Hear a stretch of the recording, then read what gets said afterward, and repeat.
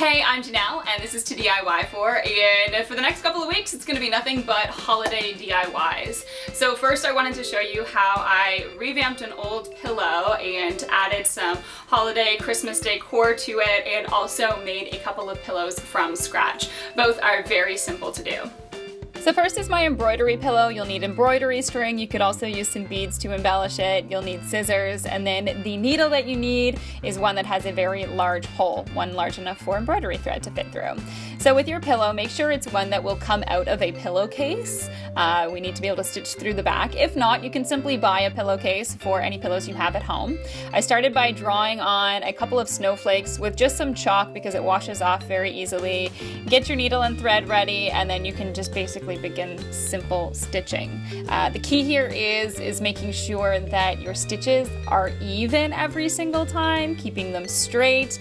My pillow actually had some lines on it, which really helped me to keep those stitches the same size. So I alternated between some smaller stitches and then some lengthier stitches in my design. I would suggest keeping your design fairly simple. It does take a while to do this, so just some words or also a simple decorative design like I did is probably the most ideal. Really happy with how it turned out though. As you can see, I used different stitches in my different snowflakes and also a few different colors.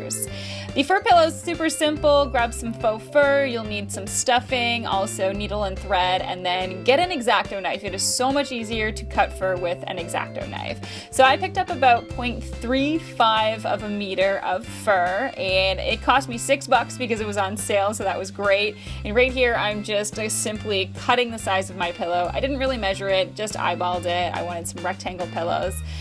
Here I'm just pulling out some of that extra fur. It's really messy to work with the fur, but when you do that, it prevents a lot of the mess from happening.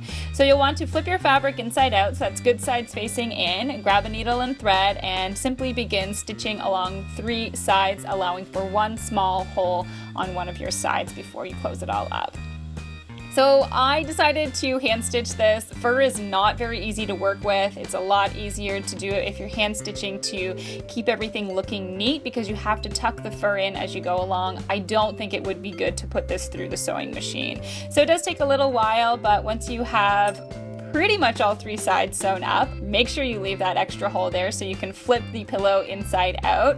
All you really have to do now is just stuff the pillow as much or as little as you like and then stitch it closed. I was lucky enough to find this stuffing at the thrift store, which was a great find. It was an unused bag and it was so incredibly cheaper than going and buying it at the fabric store. So stitch it closed and be careful with these stitches. Again, you want to keep it as neat as possible so you can't see any of that stitching.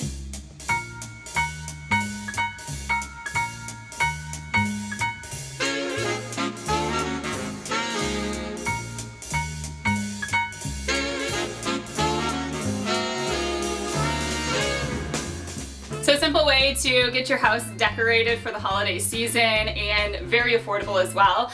The fur pillows was an idea from my brother's wife. She sent something to me and it was like $40 or $50 for one pillow. I made both of those for $11 total, which was great. And the other DIY, you simply just have to go out and buy a pillowcase to go over your normal pillows that you already have. A couple of dollars, embroider a design or even a saying on your pillow, and you can whip it off at the end of the holiday season, and it's a really cheap way to do some decorating. If you enjoyed either one of these, let me know, give me a like, and you can also send me some photos if you try either one of them out.